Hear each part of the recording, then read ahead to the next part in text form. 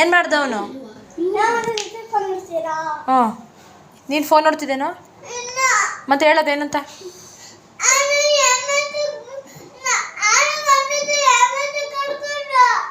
ಹ್ಞೂ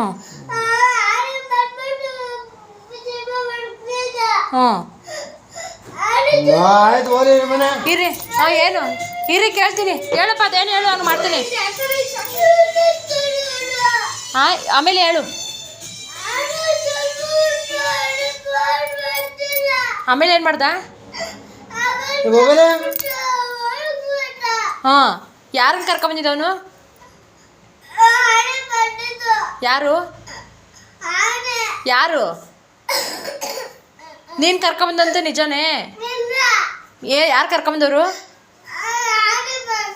ನಿಕ್ಕಿ ಸುಳ್ಳು ಹೇಳಿದ್ನೆ? ಹ್ಞೂ